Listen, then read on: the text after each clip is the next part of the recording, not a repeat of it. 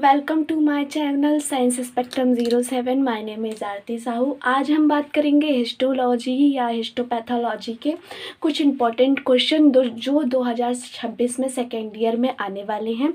आज हम उन टॉपिकों के बारे में बात करेंगे कि कौन कौन से टॉपिक 2026 के जो अभी एग्ज़ाम आ रहे हैं सेकेंड ईयर के, उनमें कौन कौन से टॉपिक हिस्टोपैथोलॉजी में आ सकते हैं। तो ये मेरे प्रीवियस ईयर्स क्वेश्चन में से मैंने छांटे हुए क्वेश्चंस हैं कि जो इम्पॉर्टेंट है, जो आ सकते हैं 10 मार्क्स में और 15 मार्क्स में। तो हम इसके बारे में बात करेंगे। आप मेरे चैनल को subscribe and follow and like share ज़रूर करें। आज हम बात करते हैं कि कौन कौन से टॉपिक हैं जो बहुत ज़्यादा पेपर में आते हैं और इम्पॉर्टेंट होते हैं। ठीक, तो पहला टॉपिक है ट्यूमर मार्कर। ये तो हालांकि आया नहीं है बट आ भी सकता है। तो ट्यूमर मार्कर क्या होता है? ट्यूमर मार्कर ऐसे सब्सटेंस है जो कैंसर सेल्स या बॉडी द्वारा कैंसर की रिस्पॉन्स में बनते हैं, जैसे कि AFP जो लिवर में होता है, PSA जो प्रोस्टेट ग्लैंड में होता है, CEA कोलोन और CA125 ओवरी में होता है। ठीक, इसके जो ट्यूमर मार्कर है इसका यूजेस कहाँ होता है? डायग्नोसिस में होता है, प्रोग्नोसिस में होता है, ट्रीटमेंट मॉनिटरिंग में होता है। ठीक है, ये पहला क्वेश्चन हो गया। नेक्स्ट क्वेश्चन है write about various types of staining used in histology section. वैसे कि इसमें तो बहुत सारी स्टेन यूज़ होती हैं, जैसे कि PAS stain, silver stain, alcian blue stain, HNE stain और इम्यूनोहिस्टोकेमिस्ट्री स्टेन के पर्पस में टिश्यू कंपोनेंट को डिफ्रेंटिएट करना होता है इसमें। ठीक, तो HNE स्टेन मेनली यूज्ड होती है हेमेटोक्सिली और इयोसिन स्टेन। ठीक है, ये 2018, 21 और 20 में भी आ चुका है। ये क्वेश्चन बहुत ज़्यादा इम्पॉर्टेंट है। ओके, नेक्स्ट क्वेश्चन है ऑटोमेटेड स्टेनिंग। तो ऑटोमेटेड स्टेनिंग क्या होती है? ये मशीन द्वारा स्टेनिंग प्रोसेस किया जाता है। इसका एडवांटेज होता है टाइम सेविंग का और यूनिफॉर्म स्टेनिंग का, और ये लेस एरर होता है, इसमें ज़्यादा एरर नहीं आती है। ठीक है, नेक्स्ट क्वेश्चन है इंपॉर्टेंस ऑफ म्यूसिकार्माइन स्टेन। तो जो म्यूसिकार्माइन स्टेन होती है वो म्यूसिन को डिटेक्ट करने के लिए यूज़ की जाती है। कार्सिनोमा डायग्नोसिस में यूज़ की जाती है। ठीक, और एपिथेलियल टिश्यू को रेड कलर देता है ये, इसीलिए इसको यूज़ किया जाता है, जिससे कि हमें जो टिश्यू में जो कलर है उससे हमें पता चल जाए कि कौन सी टिश्यू के पार्ट में कौन सा कलर ऑब्जर्व किया जा रहा है। ओके, नेक्स्ट क्वेश्चन है फेस कॉन्ट्रास्ट माइक्रोस्कोप। तो ये जो माइक्रोस्कोप होता है ये ट्रांसपेरेंट सेल्स को बिना स्टेन के देखने के लिए यूज़ किया जाता है। लिविंग सेल्स और यूरिन सेडिमेंटेशन के लिए यूज़ किया जाता है। ठीक, अब जो नेक्स्ट क्वेश्चन है वो हमारा क्या है? इसमें हिस्टोलॉजी बतानी है स्ट्रक्चर्स और किडनी में जो ब्लाडर होता है, मतलब कि जो यूरिनरी ब्लाडर होता है उसके बारे में बताना है। इनके बारे में डिस्क्राइब करना है कि ये होते क्या है, कितने पार्ट होते हैं और ये बॉडी में कहाँ प्रेजेंट होते हैं, इनमें कौन कौन सी इनर वॉल होती है, आउटर वॉल होती है, इसका पूरा डिस्क्राइब करना है। तो जो किडनी के जो फंक्शन होते हैं उनके बारे में बताना है। इसमें कौन सी टिश्यू पाई जाती है उसके बारे में, कौन सी मसल पाई जाती है उसके बारे में अच्छे से डिस्क्राइब करना है। जैसे कि किडनी में ग्लोमेरुली ट्यूब्यूल्स, वुमेन्स कैप्सूल और ब्लैडर में ट्रांजिशनल एपिथेलियल्स के बारे में और स्मूथ मसल के बारे में बताना है। ठीक, नेक्स्ट है हमारा राइट अबाउट पैप स्टेनिंग और इसकी प्रोसीजर और एक्सफोलिएटिव साइटोलॉजी क्या है। ठीक, तो इसमें ये 2020, 19, 2025 और 24 में भी आया हुआ है कि पैप स्टेन क्या है, एक्सफोलिएटिव साइटोलॉजी क्या है। तो पैप स्टेन एक सर्वाइकल कैंसर स्क्रीनिंग में यूज़ किया जाता है, जो स्टेप जैसे फिक्सेशन, न्यूक्लियर स्टेन और साइटोप्लाज्मिक स्टेन में इसको यूज़ किया जाता है, ठीक है।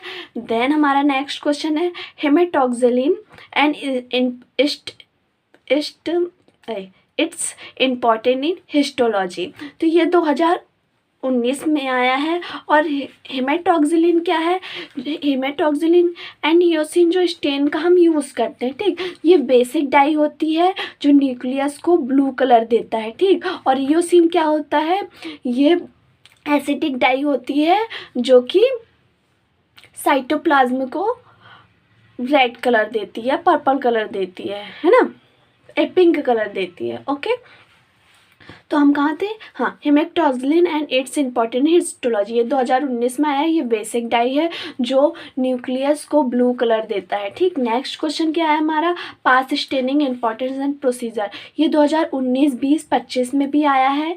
ये बहुत इंपॉर्टेंट है, ये 15 नंबर में भी आता है और 10 नंबर में भी आता है, ठीक। और 2-2 नंबर के क्वेश्चन में भी पूछा जाता है कि पास स्टेनिंग क्या है, पास स्टेनिंग प्रोसीजर बताओ, इनके इम्पॉर्टेंस बताओ, ये किसको डिटेक्ट करने के लिए किया जाता है। तो पास स्टेनिंग का यूज़ हम कार्बोहाइड्रेट डिटेक्ट करने के लिए करते हैं। और किस पार्ट के लिए पास स्टेनिंग यूज़ करते हैं? तो ग्लाइकोजन, म्यूसिन। और ये कौन सा कलर प्रोवाइड करता है? तो मैजेंटा कलर प्रोवाइड करता है हम जब स्टेन करते हैं तो, ठीक। अब नेक्स्ट क्वेश्चन है अल्ट्रा वायलेट माइक्रोस्कोप। तो अल्ट्रा वायलेट माइक्रोस्कोप ये हमें एक मतलब हम इसका यूज़ कहाँ करते हैं? माइक्रोस्कोपिक करने में यूज़ करते हैं। ये यूवी लाइट का उपयोग होता है इसमें, ठीक। इसका यूजेस होता है डीएनए, आरएनए की स्टडी करने के लिए अल्ट्रा वायलेट माइक्रोस्कोप का यूज़ होता है, ठीक है ना। अब नेक्स्ट क्वेश्चन है माइक्रोटोमी क्या है? तो राइट अबाउट माइक्रोटोमी। तो माइक्रोस्कोप से सेल का साइज मेज़र करना, type, ocular micrometer, stage micrometer के बारे में बताना। इसमें पूरी चीज़ें बताना पड़ेगा कि माइक्रोमीटर के में आएगा क्वेश्चन कि what about micrometer and describe micrometer, ठीक। तो इसमें हमें माइक्रोस्कोप से इसका सेल के साइज़ को मेज़र करना होता है और इसके टाइप्स के बारे में लिखना है। ऑक्यूलर माइक्रोमीटर क्या है ये लिखना है, स्टेज माइक्रोमीटर क्या है इसके बारे में लिखना है, ठीक। तो वर्किंग प्रिंसिपल ऑफ माइक्रोस्कोप, और इसमें मतलब जो माइक्रोस्कोप है इसमें कई टाइप के माइक्रोस्कोप होते हैं तो हमें उसके बारे में लिखना है, ठीक। उसके प्रिंसिपल लिखना है। और कभी कभी आ जाता है कि एनी वन, तो आप किसी वन का भी लिख सकते हैं, पर आपको सारे का पढ़ना है। जैसे कंपाउंड माइक्रोस्कोप के बारे में भी पढ़ना है, फेस कॉन्ट्रैक्ट माइक्रोस्कोप के बारे में पढ़ना है, इलेक्ट्रॉन माइक्रोस्कोप के भी बारे में पढ़ना है, यानी सारे माइक्रोस्कोप के बारे में आपको पढ़ के रखना है, ठीक। पर कंपाउंड माइक्रोस्कोप बहुत ज़्यादा इंपॉर्टेंट होता है तो आप उसको अच्छे से पढ़ के रखें, ठीक। तो जो इसका प्रिंसिपल होता है ये मैन्युफैक्चरेशन होता है और रीसोल्यूशन पर वेस्ट होता है, ठीक है ना। वर्किंग प्रिंसिपल और माइक्रोस्कोप, ठीक, इसके बारे में हो गया। Describe the cytological screening quality control in cytology laboratory. तो साइटोलॉजी स्क्रीनिंग क्या होता है? एयरली कैंसर को डिटेक्शन के लिए यूज़ किया जाता है। इसमें भी पैपिस्मियर किया जाता है। पैपिस्मियर क्या है? पेपेनिकोलाउ स्टेन होती है ये, ठीक है ना। इसमें भी पैपिस्टेन के बारे में लिखना है। तो पैपिस्टेन अभी हमने यहाँ भी पढ़ा था कि ये कई बार आ चुका है। इसमें भी पैपिस्टेन के बारे में ही लिखना है। और इसमें कैंसर डिटेक्शन का साइटोलॉजी में कैसे कैंसर डिटेक्शन करते हैं उसकी स्क्रीनिंग प्रोसीजर बताना है इधर पे, ओके। मेटाक्रोमाइसिया क्या है?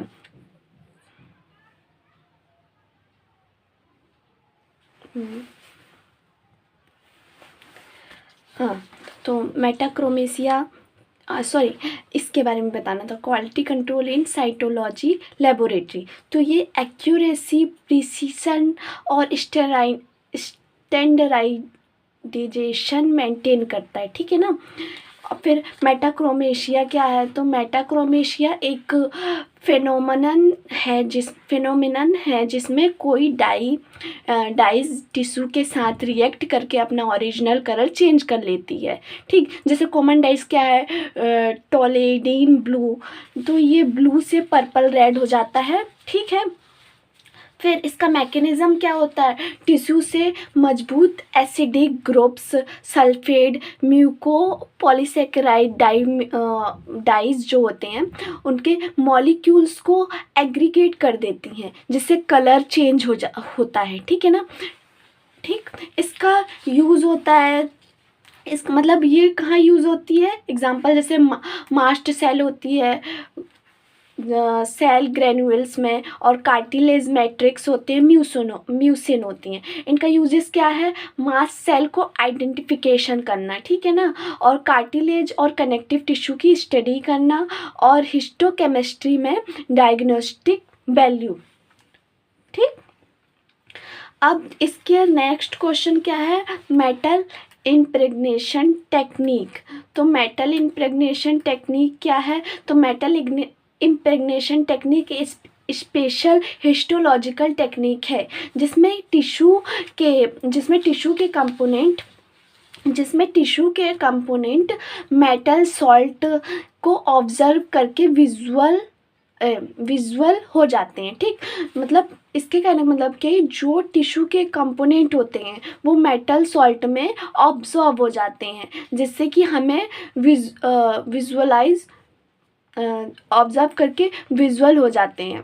ठीक, इसका प्रिंसिपल क्या रहता है, टिश्यू के सर्टेन स्ट्रक्चर मेटल आयंस को अट्रैक्ट करते हैं, जैसे कि जो फाइबर होते हैं, रेटिकुलर फाइबर्स होते हैं, नर्व्स होती हैं, फाइबर्स नर्व्स होती है, उसको अट्रैक्ट करते हैं और मेटल आयंस को अट्रैक्ट करते हैं, ठीक है ना।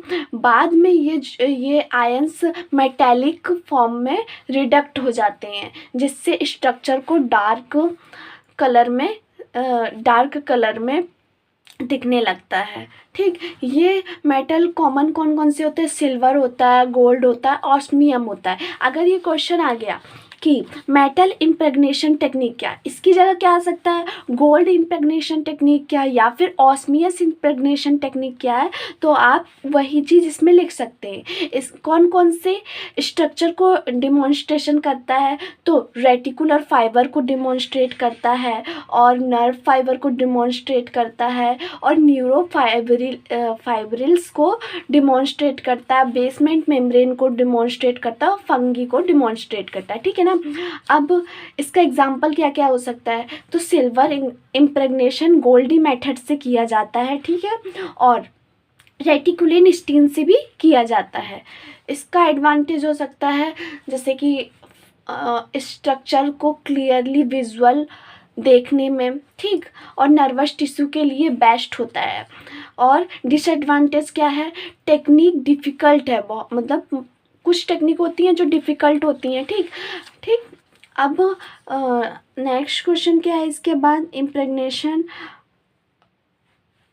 Right about tissue principle method. तो क्या इसके बारे में हम बताते हैं। टिश्यू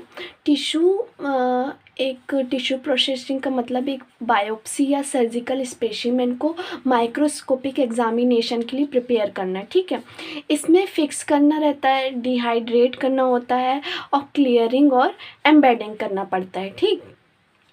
यह एक टिश्यू को ऐसी स्टेट में लाया जाए कि वह माइक्रोटोम से पतले सेक्शन में काटा जा सकता है। तो टिश्यू प्रोसेसिंग हम करते हैं, तब करते हैं हम टिश्यू प्रोसेसिंग जब हम किसी चीज़ की स्टडी करते हैं, या हम किसी सेल के बारे में जानना चाहते हैं कि उसमें कौन सा पार्ट है, कौन से पार्ट में मतलब कोई डिसीज़ है कि नहीं है, है ना। तो हम इसके लिए डिहाइड्रेशन करते हैं, और डिकैल्शिफिकेशन करते हैं, क्लियरिंग करते हैं, और एम्बेडिंग करते हैं, ठीक। इसका प्रिंसिपल होता है किसी भी टिश्यू को अपनी स्टेट में लाया जाने के लिए, उसके लिए हमें एक बहुत माइक्रोमीटर सा टिश्यू की ज़रूरत होती है, जिसके लिए हम माइक्रोटोम की सहायता से हम उसको कट करते हैं, ठीक। और इसके सेक्शन को हम ऑब्जर्व करने के लिए उसको हम फिक्सेटिव में रखते हैं। जैसे फिक्सेटिव, सबसे ज़्यादा फिक्सेटिव कौन सा यूज़ होता है, फॉर्मलिन, ठीक। फिर उसको अल्कोहल से डिहाइड्रेशन करते हैं, ठीक। डिहाइड्रेशन मतलब उससे हमें वाटर रिमूव करना होता है, ठीक। तो हम डिहाइड्रेशन करते हैं तो हमें अल्कोहल ऐड करना पड़ता है इंक्रीजिंग रेट में, ठीक है। अब उसके बाद हम जाइलिन क्लियरिंग करते हैं तो हम जो अल्कोहल रहता है उसको हमें जाइलिन से क्लियरिंग करना पड़ता है और फिर पैराफिन बैग्स को ऐड करते हैं, ठीक। यही इसमें बताना पड़ेगा टिश्यू प्रोसेसिंग में और टिश्यू प्रिंसिपल मेथड में, ठीक है। Write about tissue principle and method. Next question क्या है हमारा, write step of alcian blue stain and its uses, है ना। तो एल्सियन ब्लू स्टेन क्या है, ये एसिडिक म्यूकोपॉलीसेकेराइड को डिटेक्ट करने के लिए एल्सियन ब्लू स्टेन किया जाता है, ठीक है ना। और इसकी यूजेस बताना है कि ये किस लिए करते हैं, तो म्यूकोपॉलीसेकेराइड को डिटेक्ट करने के लिए करते हैं, ठीक। अब इसका नेक्स्ट क्वेश्चन क्या है, FNAC। तो FNAC का फुल फॉर्म क्या होता है, फाइन नीडल एक्सप्रेशन साइटोलॉजी। इसका एडवांटेज क्या होता है, ये सिंपल होती है और क्विकली मतलब डिस्क्राइब करते हैं क्विकली। इसका क्या बोलते हैं, इसकी रिपोर्ट आ जाती है, इसके बारे में हम डिस्क्राइब कर लेते हैं। और इसका डिसएडवांटेज क्या है, लिमिटेड टिश्यू होते हैं, ठीक। और जो नेक्स्ट क्वेश्चन है हमारा, माइक्रोटोम एंड इट्स टाइप। तो माइक्रोटोम क्यों करते हैं, टिश्यू सेक्शन को काटने के लिए यूज़ करते हैं। ये एक इंस्ट्रूमेंट होता है जो कि हिस्टोपैथोलॉजी में बहुत ज़्यादा इम्पोर्टेंट होता है, मेनली ये यूज़ होता है, ठीक। तो इसके कितने टाइप्स होते हैं, हालांकि तो इसके बहुत सारे टाइप्स होते हैं, पर मेनली कौन कौन से होते हैं, रोटेटरी होते हैं, स्लेट्स होते हैं और क्रायोस्टेट माइक्रोटोम होते हैं, ठीक। ये जो माइक्रोटोम होता है वेरी थिन लाइक स्ट्रक्चर को कटिंग करने में हेल्प करता है, जैसे कि 0.6 माइक्रोटोम को यूज़ करने में किया जाता है। और स्लेट माइक्रोटोम जो होता है वो हमारे ब्रेन के पार्ट को बहुत thin cutting like structure provide करता है, और ये सबसे ज़्यादा थिन कटिंग को यूज़ करने में माइक्रोटोम का यूज़ किया जाता है, ठीक। रोटेटरी, स्लेट्स और कायस्ट्रेट। अगर कभी क्वेश्चन आ जाता है कि सबसे थिन टिश्यू को कटिंग सेक्शन कौन सा माइक्रोटोम प्रोवाइड करता है, तो स्लेट्स माइक्रोटोम। कई एग्ज़ाम में आता है, कई कॉम्पिटिटिव एग्ज़ाम में आता है कि सबसे थिन लाइक कटिंग सेक्शन कौन प्रोवाइड करता है, तो सबसे थिन कटिंग सेक्शन हमें स्लेट्स प्रोवाइड करता है, ठीक है ना। और नेक्स्ट क्वेश्चन क्या है हमारा, म्यूज़ियम टेक्निक क्या है ना। तो म्यूज़ियम टेक्निक के बारे में बताना है कि म्यूज़ियम टेक्निक पे हम लोग उसको कैसे प्रिजर्व करके रखते हैं किसी भी चीज़ को हिस्टोपैथोलॉजी में। तो इसके बारे में क्या है कि म्यूज़ियम टेक्निक हिस्टोपैथोलॉजी की एक प्रिजर्वेशन मेथड है, जिसमें ग्रॉस स्पेसिमेन ऑर्गन टिश्यू को लंबे टाइम तक टीचिंग और डिस्प्ले के लिए प्रिजर्व किया जाता है, ठीक है ना। तो इसका मेन पर्पस क्या होता है, मेडिकल स्टूडेंट्स जो होते हैं उनको नॉर्मल डिसीज़, ऑर्गन डिसीज़ को दिखाने के लिए किया जाता है, ठीक। और डेमोन्स्ट्रेशन और रेफरेंस में यूज़ आते हैं ये सब चीज़ें। इनका कॉमन प्रिजर्वेशन क्या होता है, इनको प्रिजर्व करने के लिए जो म्यूज़ियम टेक्निक में जो हम किसी भी चीज़ को प्रिजर्व करते हैं तो उनको प्रिजर्व करने के लिए हमें प्रिजर्वेटिव की ज़रूरत होती है ना। प्रिजर्वेटिव जैसे कि क्या रहता है, फिक्सेटिव की ज़रूरत होती है, जैसे 10% फॉर्मलिन मोस्ट कॉमन इम्पॉर्टेंट है कि प्रिजर्वेटिव मतलब जो फिक्सेटिव होता है, जो सबसे कॉमन फिक्सेटिव क्या होता है वो होता है फॉर्मेलिन, जो हमारे हिस्टोपैथोलॉजी में मोस्ट कॉमनली यूज़ होता है, ठीक। और फिर उसके बाद होता है ग्लिसरीन बेस्ड सॉल्यूशन होता है, ठीक, जो प्रिजर्वेशन के यूज़ होता है, ठीक। अब म्यूज़ियम टेक्निक के लिए बेसिक स्टेप क्या क्या है, सबसे पहले उसको फिक्सेशन करना है, फिर वॉशिंग करना है, फिर वो कलर रिस्टोरेशन करता है, ठीक, फिर माउंटिंग करना पड़ता है, फिर लेबलिंग करना पड़ता है, ठीक। ये बेसिक उसकी स्टेप्स होती हैं, ठीक। इसका एडवांटेज क्या होता है, ये लॉन्ग टर्म प्रिजर्वेशन होता है, टीचिंग के लिए यूज़ किया जाता है। जैसे हम उसको प्रिजर्व करके रख लेते हैं, फिर हम अपने पैथोलॉजी में उसको दिखाते हैं कि ये चीज़ ये होता है, हमें पता चलता है कि कौन सी सेल कौन सी होती है, हमें पता चलता है कि ये कौन सा बायोप्सी है, कौन सी एटॉप्सी है ना, हमें इस चीज़ों के बारे में पता चल जाता है, ठीक। इसका डिसएडवांटेज क्या होता है, अगर केमिकल टॉक्सिक होते हैं तो ये ऑटोलाइसिस एंड फ्रुक्टिफिकेशन होने लगते हैं सेल्स के, ठीक। और इसके यूजेस क्या होते हैं, ये एनाटमी एंड फिजियोलॉजी म्यूजियम के लिए यूज़ किए जाते हैं, ठीक है। अब जो हमारा नेक्स्ट क्वेश्चन है वो क्या है, तो नेक्स्ट क्वेश्चन है हमारा नेक्स्ट क्वेश्चन है एम्बेडिंग।